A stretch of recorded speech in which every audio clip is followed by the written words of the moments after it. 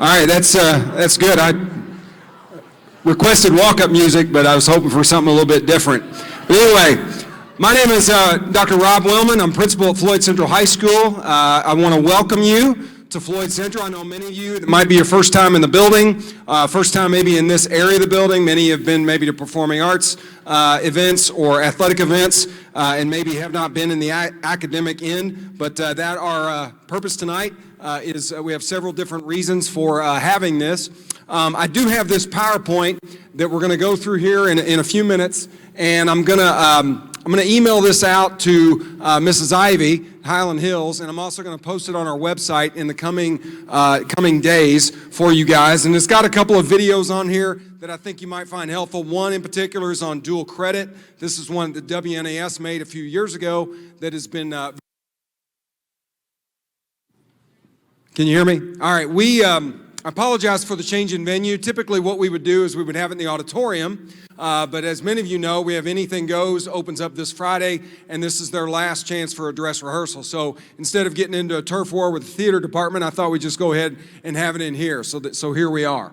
But the idea tonight is to introduce to you a few people, and there's going to be several talented individuals that are going to talk to you tonight. Over here in the corner, I have Dr. Joe Velker.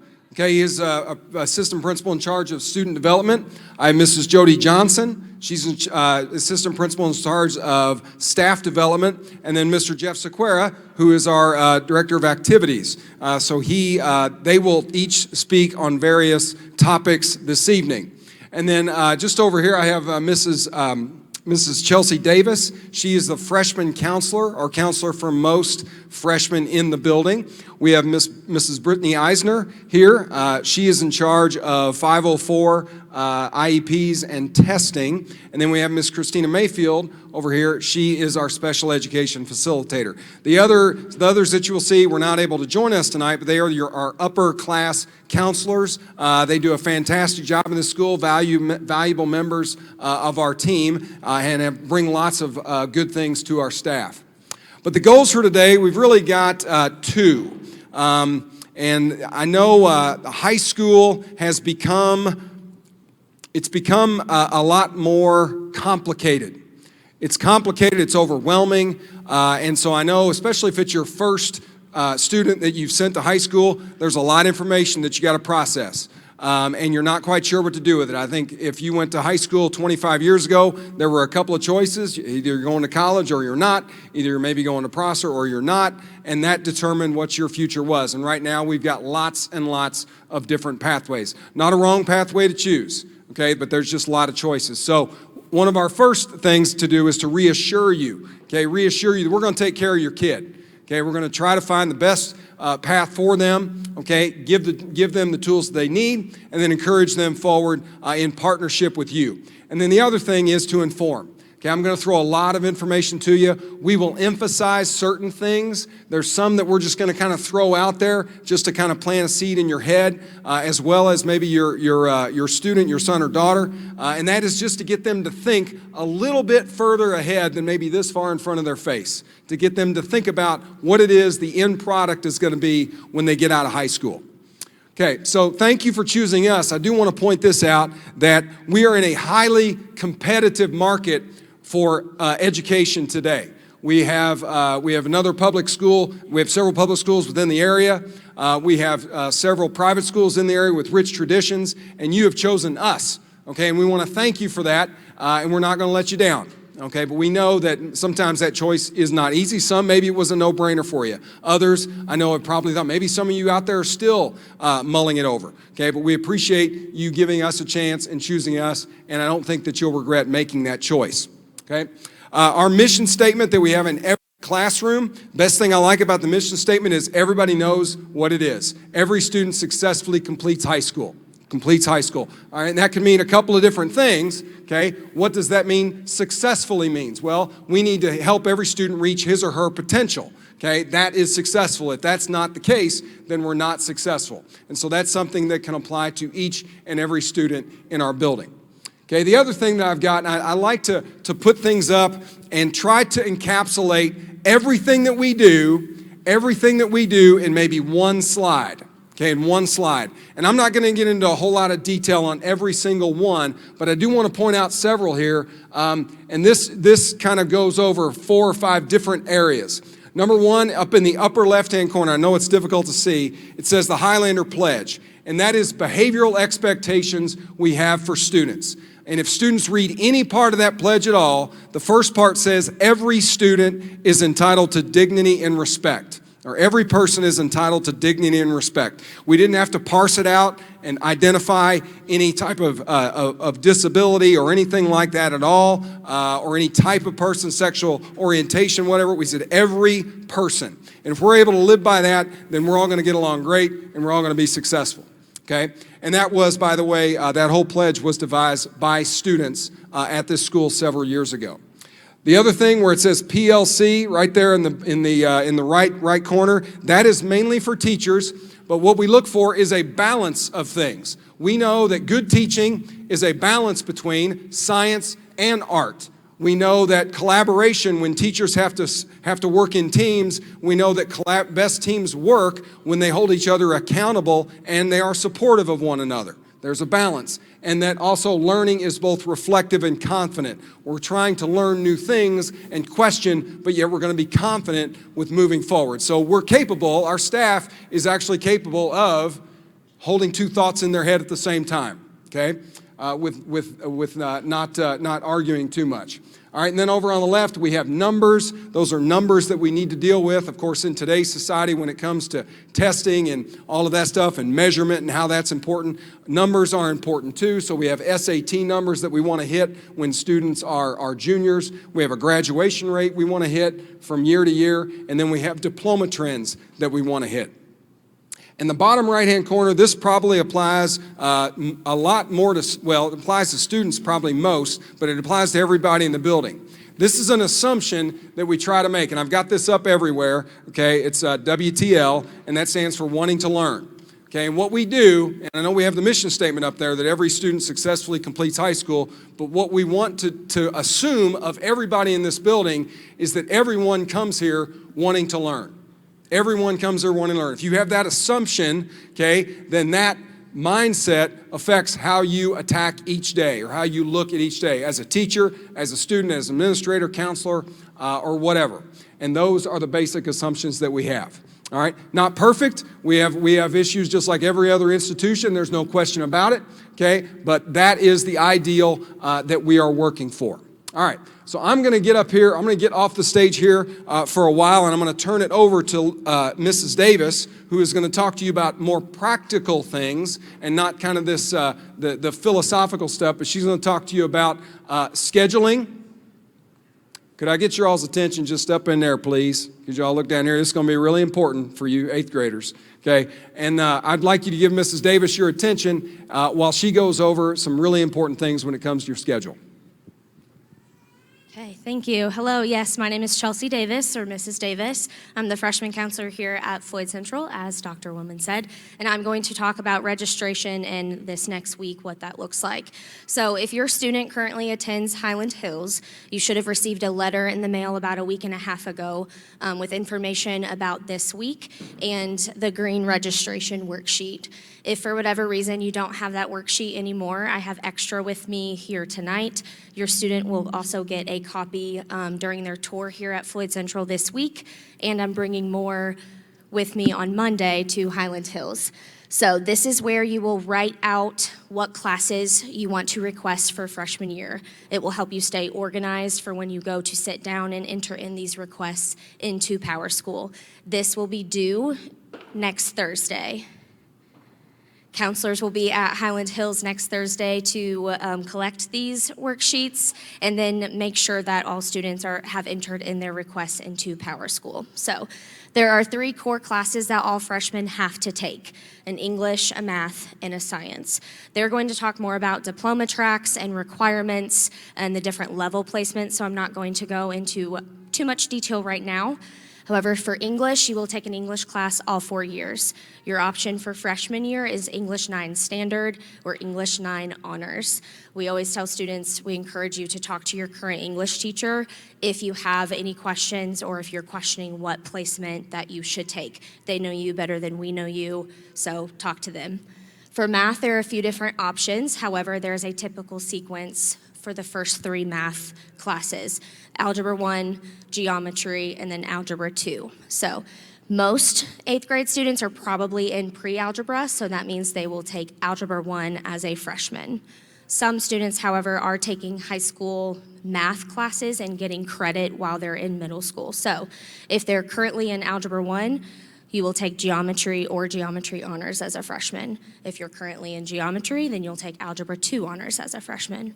Once again, if you're currently taking a high school level math class, talk to your current teacher if you have questions or if you're questioning what class to take next year. So for science, there are a few options. No matter what diploma that you take, 2 credits in biology, 2 credits in an elective science class, and then 2 credits in chemistry or physics or ICP is required. So for freshman year, the options are biology or biology honors to get the biology credits out of the way, or earth and space, or computer science to get the elective credits out of the way. We have a lot of different advanced science classes that will count towards elective credits that they can take later on, but these are just the options for freshman year. So after those 3, the rest of their schedule is made up of electives. All elective options are on the back of that worksheet, broken down into year-long electives and then semester-long electives. We strongly encourage and recommend all freshmen take Preparing for College and Careers their freshman year. It is a 1-semester class that is required for all students no matter what. So if you are wondering what an elective is or what type of class, and you want to know a description, the decisions book is where you will look. It has a description for all of the courses that we offer here, and then it has any prerequisites listed, the type of credit. There's information over dual credit, Prosser, Diploma Tracks, diploma requirements, all of the above. It has a ton of information, so we encourage you to take time to look through it. If your student currently attends Highland Hills, they got a hard copy from Mrs. Sewer a couple weeks ago, and there's also an online version on our website and on Google Classroom. If you currently do not attend Highland Hills, you obviously did not get a worksheet or a decisions book, so come see me after this. I have a folder for you with the decisions book, the worksheet, some more information, and then instructions on how to register for Floyd Central, fill out a transfer request if you're not zoned for Floyd Central, and then who to call and contact to set up an appointment with me in April to get your request entered. Okay, I'm going to turn it over to Mr. Sequeira.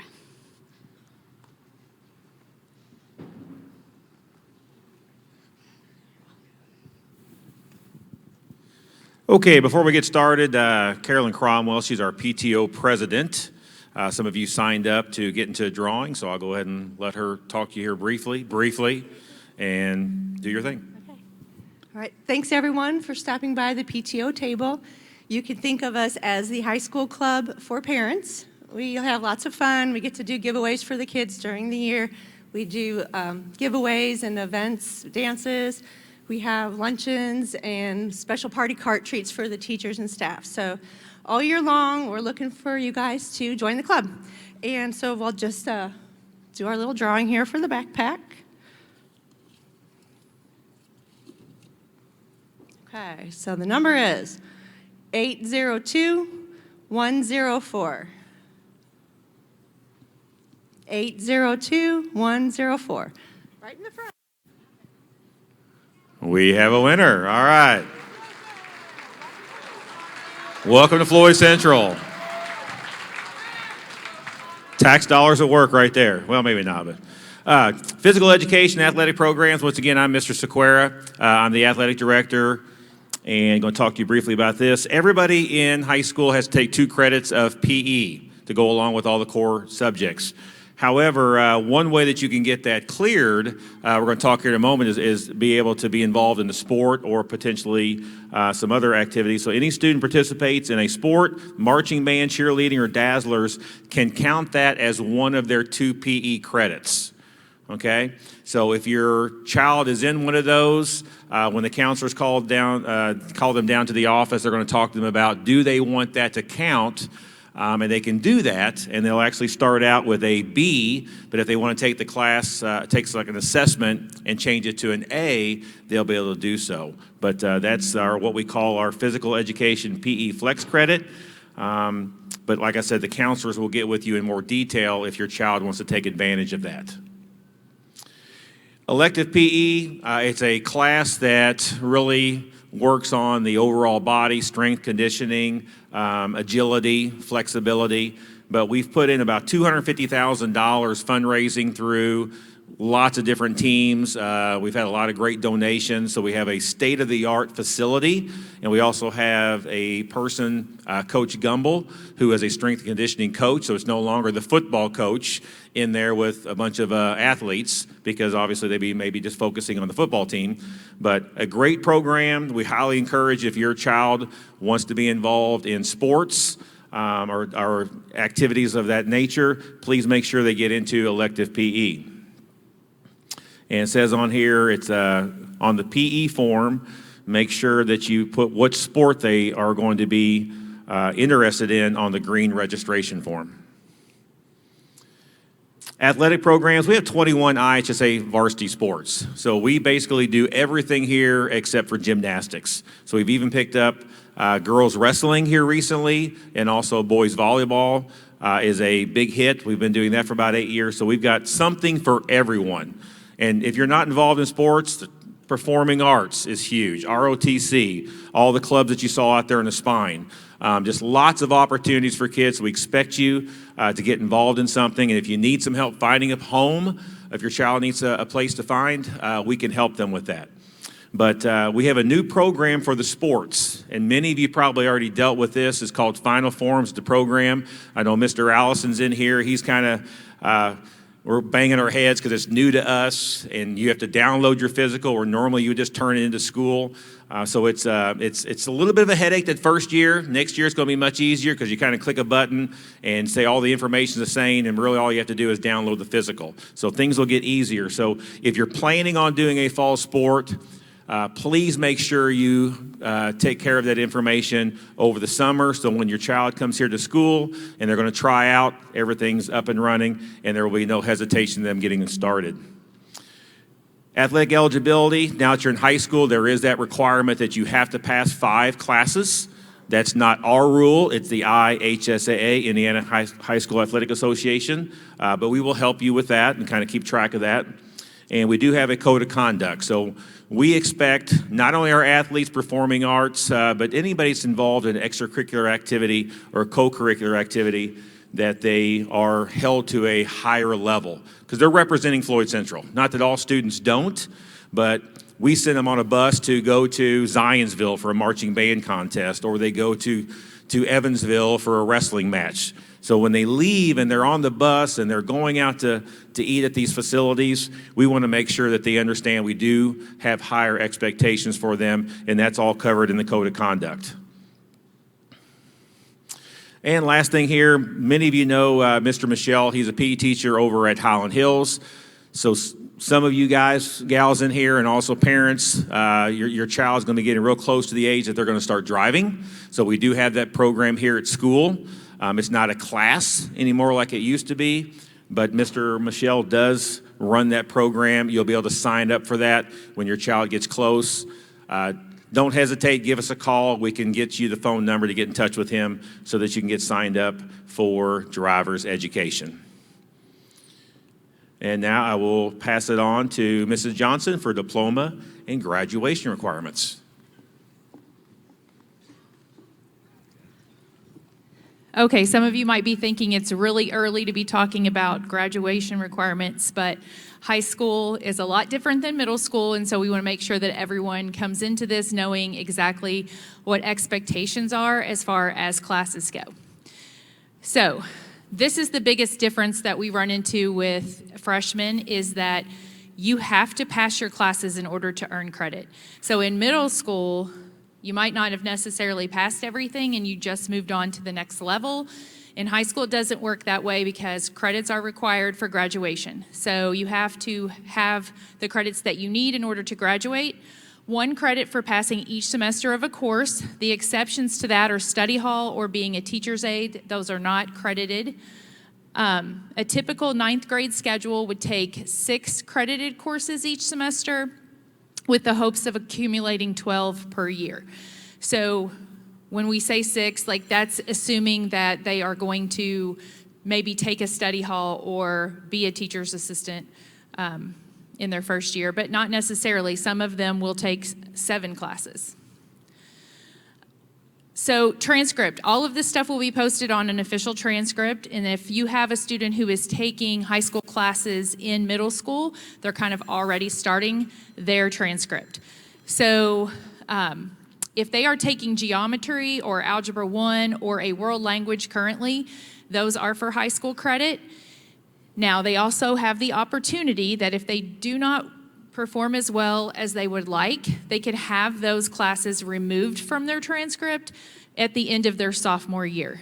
So they do not have to stay on there. But those credits and everything on their transcript, semester grades, GPA, and you can also find all of this information is going to be on PowerSchool as well, but their iLearn scores, their PSAT scores, their SAT scores, and their ACT scores, those also get entered along the way as they take those classes.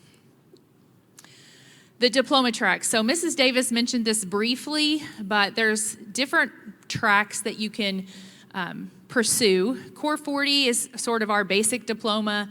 Core 40 with technical honors. You can get that diploma by attending Prosser. We also have the Project Lead the Way here, radio, TV. There's options within Floyd Central to help you earn the technical honors if that is your goal. Core 40 with academic honors. There's details of what all you have to do for that. So many dual credit classes or AP courses are required for that. And then new is the AP Capstone. So AP Capstone is going to be new this coming school year. And basically what that is if your student takes AP classes during high school, and we offer a lot of them, so there's a lot of opportunity for that if they take 4 of those classes and they score a 3 or higher on those AP exams at the end of each of those courses, then their junior year, they take an AP research and AP seminar, and then their senior year, they take AP research, then they can earn the AP Capstone. So they'll get more information about this. There's not a lot that they're going to do their freshman year because there's not any AP classes that students take as a freshman. So they won't really start taking AP classes until their sophomore year, and then that seminar and research class will be junior, senior year. So your counselors will talk to you as you go along once you've declared what diploma it is that you're trying to pursue, and they will make sure that you're getting the courses that are necessary. Math requirements, Mrs. Davis briefly touched on this. One of the things is you're taking math classes maybe in middle school that are counting for high school credit, but you still have to have a math course or a quantitative reasoning course all 4 years in high school in order to earn a diploma. So your credits are going to be on your transcript, but that does not count towards your credits for high school. So you have to have a math class every year. So just keep that in mind. And again, you can remove those at the end of your sophomore year, those that you took in middle school if you wish to. Again, she sort of mentioned this already, that the math choices that are up there, and it really depends on what you're currently taking in middle school, and also speak to your middle school math teacher. Because just because you might be sitting in geometry right now, your math teacher might say, hey, I really think you should take geometry again. You want to make sure you have a strong foundation, not just, oh, well, Algebra 2 is the next one in this progression. Because if you don't have a strong foundation, then you're going to struggle when you get into the more advanced math classes. So make sure that you speak with your teachers to find out what you should sign up for. Scheduling expectations. So I do the master schedule for the whole school. meaning that when all of the students put their request in, and again, I hit a button, but then I have to go through and I have to balance everything out. I have to figure out which classes are full and who's going to get what and who isn't, and go through every teacher's schedule and pretty much every kid's schedule, it feels like. This is going to take some time. So even though they're entering classes this week and next week, they're not going to know what their schedule is until the middle of summer. Okay, so just right now they're requesting it, and then I will do all of the work, and then by the middle of the summer they'll have a pretty good idea of what the schedule is. Alternative electives, because classes will get full, and just to be honest, freshmen are the lowest on the totem pole, so they're going to be the first to be booted out of a class if it is full. Okay, so some of the classes that might be popular that students want to take, have a plan B. Have a plan B of what other elective you might be interested in case you don't get your first choice. No teacher request. So some of you might have had older siblings who had particular teachers, or you have neighbors or friends who are like, oh, you really need to get this teacher. We do not honor teacher requests. You cannot say, I want my kid in this teacher's classroom. It does not work that way. So just be mindful of that. And then all of this will be in Power School. Once I get everything pretty much the way it's going to be, we sort of open up the ability for students to see what those schedules are. But again, that will not be until sometime in the summer. I think this is where Dr. Velker takes over.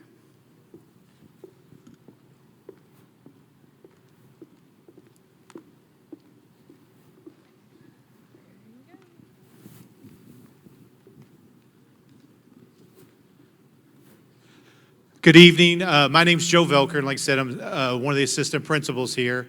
So we'll go over course selections and some of the different programs that we have. First thing I want to talk about, and this gets people confused, is AP, which is Advanced Placement classes, versus dual credit classes. So an Advanced Placement class is an AP course. All right, you may have heard of that. It's a college level course taught at the high school level. But to earn the college credit, you take a test at the end of the year, generally in the first couple weeks of May, and if it's based on 5 points, and if you get a 3 or higher, at a public university in Indiana, you get college credit. Now, sometimes they may say, okay, that elective credit that you get, but you get 3 hours of college credit for that 3 or higher in that AP course. And what I've kind of found as a parent, that 4 or 5, most of the time you will get it in what they say it is, depending on the college or university. 3s, you might get the elective credit, but they have to give it to you. But for an AP class, taught at the high school level, you take a test at the end of the year. A dual credit class, all right, majority of our dual credits are through Ivy Tech. That's a college course taught at the high school level, but the grade you get in the course is what goes on your transcript. There is no test at the end for a dual credit course. So AP class, you take a test at the end. A dual credit, you don't necessarily have to take the class at the end. And yes, some of our courses are both AP and dual credit at the same time. So and I know that gets confusing, but they are, that's the way that works out. And a list of all those are in our decisions book. So you can look at that. But that's a lot of times causes some confusion for kids. And then we have the Indiana College Core, which is the ICC. One of the best things that's going on, I think, for students, because you can get 30 hours of college credit by taking classes at the high school level, taking dual credit courses. And you have to take so many science classes that are upper level. You have to take so many in English, math, and then there's speech is another one, languages. So it's really good. And if you take that course, any Indiana public university has to give you credit in what they what they say it's in. So if it's that 100 level comp class, all right, that's English comp, you get credit for that 100 level class in English comp. They have to give you those 30 hours in what they say. In what we say those 30 hours are in, if that makes sense, if you get the Indiana College Core. So that's something you want to start planning ahead and looking at to make sure you get something in all those boxes. Again, the decisions book has a layout of all those different classes, what the Ivy Tech class is and what the corresponding class at Floyd Central is. All right? In addition, Mrs. Johnson talked about the Capstone requirements for the AP Capstone and the costs. She talked about the two classes with AP Seminar and AP Research. In Indiana right now, I will preface everything with right now because I think you guys kind of understand that. All right, kids that take a English, science, or math AP exam, the state pays for that test. The rest of the AP exams, student pays $94. But if you think about it, $94 for 3 hours of college credit, that's a pretty good bargain.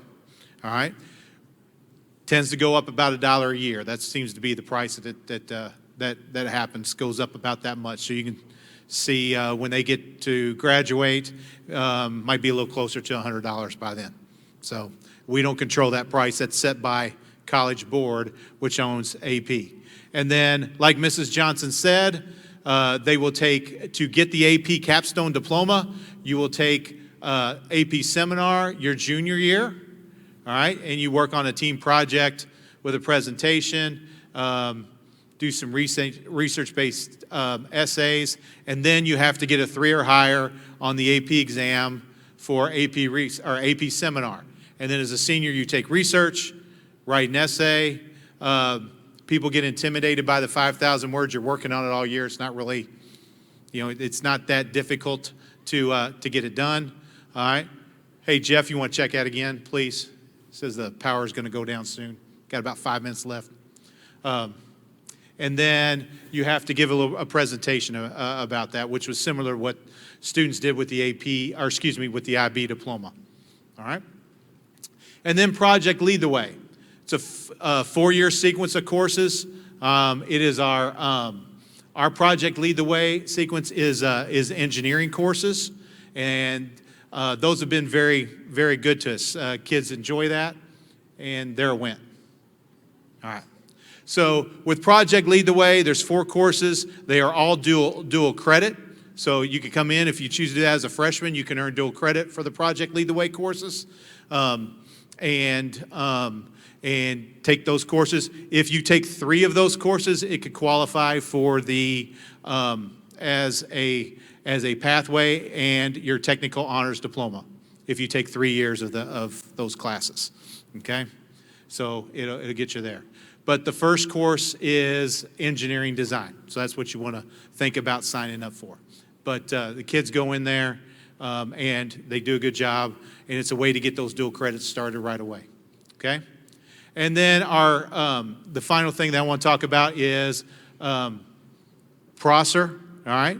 Mrs. Campbell, Nancy Campbell, is the principal at Prosser. She's right over there. She'll be here at the end of the night if you want to ask her any questions, all right? But we encourage you to think about Prosser. If you complete a full year at Prosser, qualifies for technical honor diploma. Most students, you cannot go there until your junior year. Most students go and stay 2 years, and you get 3 credits per semester. So you could get a total of 12 credits if you go down there for both your junior and senior year.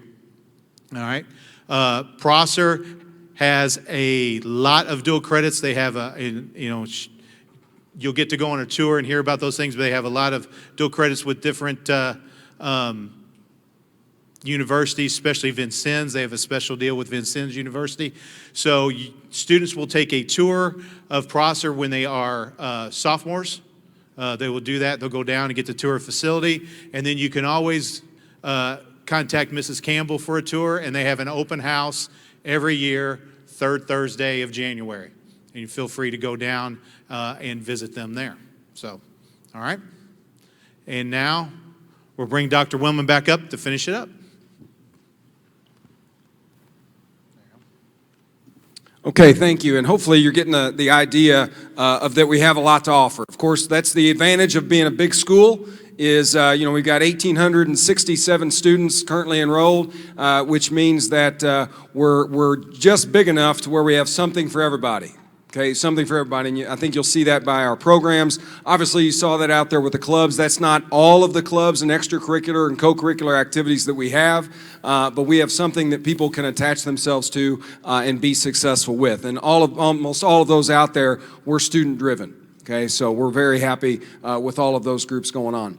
All right, but beyond high school, and I'm just want to put this in your head because you have to be thinking about where it is you want to go or what it is you want to do when you get out of high school. And so what are people going to look for? What are colleges going to look for? And essentially right there, if I could point to something, they're going to want to see a strong curriculum. So Core 40 diploma, academic honors, maybe the AP Capstone, strong curriculum there. What sort of classes did you take? Were they challenging? And did they prepare you for that next level, for that technical college, for that four-year college, and all of that?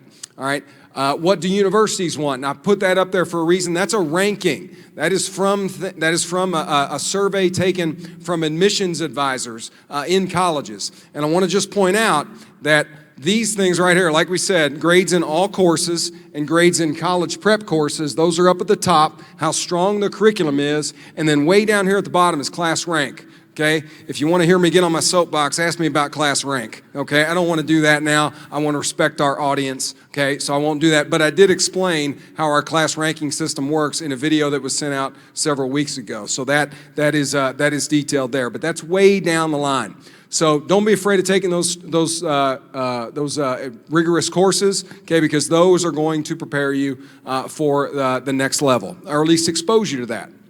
Okay, IU minimum standards, that's what IU has. It's tougher and tougher to get into IU. Okay, it is, and that's not necessarily because they're raising their standards. That's just the level of student they're getting applying to IU. And that's a lot of what our students want to go. That's where we send most of our students is IU Bloomington or IUS, and so they need to know what those standards are. Okay, resources. So what if I'm not successful? What if I struggle? What if I'm having problems? What can I use? Well, number one, I would say up here is Flex Period, and we'll talk more about that in the summertime of what Flex Period is, but that is probably our best intervention that we have. That is, we have that three days a week, okay, for a half hour. Students can sign up essentially where it is they want to go. If they need help in a class, they can sign up, get with a teacher, make up work, do a makeup test, and all of that, okay? It's been a very, very good resource for us, but we can get into the finer points of that later on. Freshman Night Out, that's going to be Tuesday the 25th, July 25th. Leading up to that, we'll open the school up for students to kind of get in the building and just kind of see where their classes are so they don't get here the very first day of school and be overwhelmed and not know where their classes are because there's going to be about 465 that are going to step foot in this building and not have taken a class before. So we're going to have that available. Academic support, we have extended days, 3 days a week where we have teachers available after school in the Media Center for help. We do have student tutoring provided by the National Honor Society, and then we also have student mentor programming and peer tutoring, and that's assigned by the counseling and administrative team. Okay, summer school. We have this. There is not a requirement. This is a nasty rumor out there. That you have to take summer school. You don't have to take summer school. Okay, you don't have to take summer school. We had for the IB diploma several years ago an opportunity for kids to do that because there wasn't sometimes room in the schedule, and so that was made a necessity. There might be a necessity down the road, and you would have to speak to a counselor on that, but we do, for what they call get-aheads, we do ask that you get administrative proposal or approval before you do that. And then June 5th to June 30th, that's typically when it is, when we have summer school, and that's divided into 2 sessions. Once again, not a requirement that you do that. You don't gain anything necessarily by taking a summer school class. Okay, PTO Renaissance, you guys saw a great example of that, of all the good that they do. So we're always excited about the positivity that they spread, and they don't stop. They meet every month, and they've always got something going on. So parents, I would encourage you to get involved in that, especially your junior year when you do after prom, because that's a load of fun. All right? And then we have all of these out here. I always get a charge. I'm a 52-year-old man, and every time somebody new follows me, okay, on this, I like that. It puts a smile on my face. So go ahead and do that. But just when I learn Twitter, everybody switches to Instagram. So That's the way it goes. So I'm learning Instagram. Haven't made the switch yet. Still got the Twitter handle there. Okay, graduation pathways. Okay, I see we got some baseball players need to go. Okay, get your cuts in. All right, but with the graduation pathways, I want to go over that. I don't know if Mrs. Seward down at Highland Hills has talked much about this, but this will influence what it is that you do in the next couple of years, and so you need to be aware of this. Okay, this replaced the graduation requirements for the class of 2023, so this year's seniors are the first group that really need to go with this. Okay, and essentially you've got this. You have, and I want you to picture, you got 3 buckets. Okay, you got 3 buckets, and you need to fill all 3 of those buckets, all right, by the time you're a senior. Okay, the first and most obvious bucket to fill is the graduation is this thing here about completing a diploma track. So whatever that diploma track is, I'm going to take IB off there, but whatever that diploma track is, you have to fill the requirements for that, which is all in your decisions book. And that's mainly what we've been talking about. That's the hard part. Okay, these other 2, this one right here is relatively easy. That's called a recording of something called employability skills. And I'll get into a little bit of that, but that's relatively simple. Okay, students can include activities, involvement with an organization from their freshman year to their